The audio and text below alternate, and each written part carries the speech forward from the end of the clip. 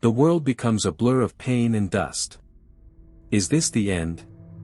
Or perhaps, at the heart of Roman brutality, there existed a hope, a system that defied death itself.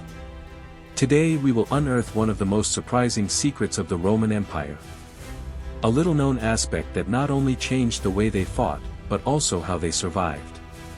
Their military medicine. Forget the image of the dying gladiator with no help. The Romans didn't just conquer empires, they were also pioneers in saving lives.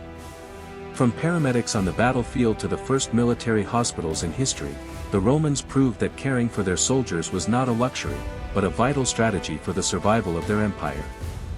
We'll show you how taking care of an injured legionary didn't just make a difference in the war, it defined the greatness of the empire.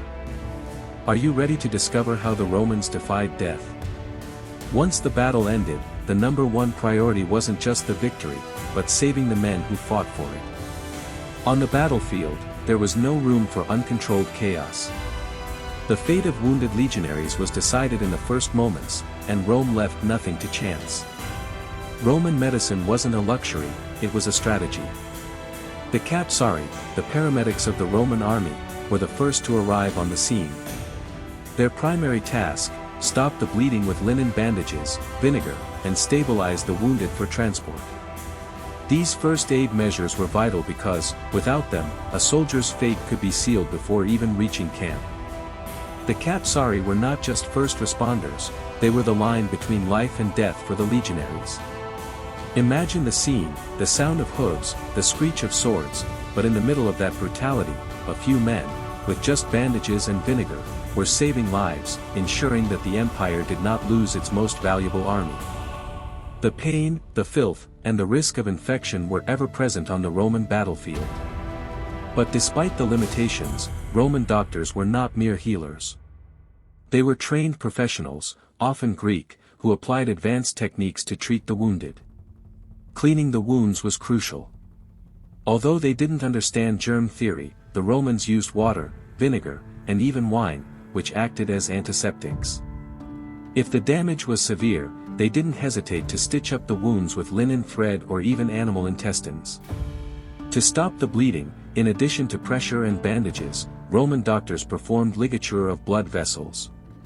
In some cases, they resorted to cauterization with hot irons.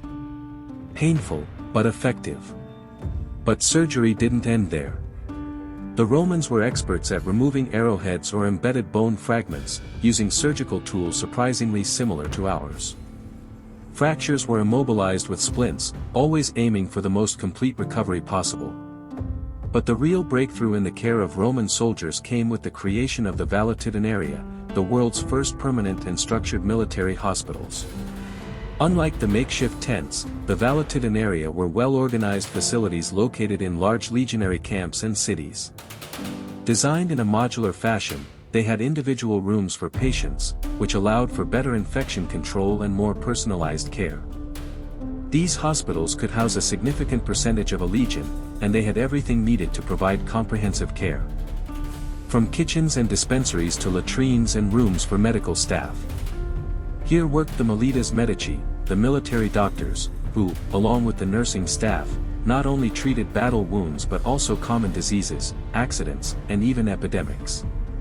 The Valetudinaria were a drastic improvement in the survival rates of Roman soldiers, a testament to the value the empire placed on its military strength. But Rome didn't just care for its soldiers on the battlefield. Once the combat ended, the empire ensured that its veterans received the care they deserved.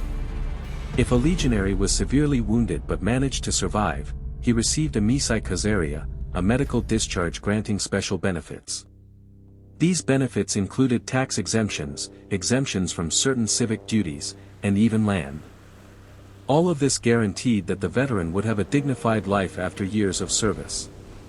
And if the soldier completed his service, the reward was even greater.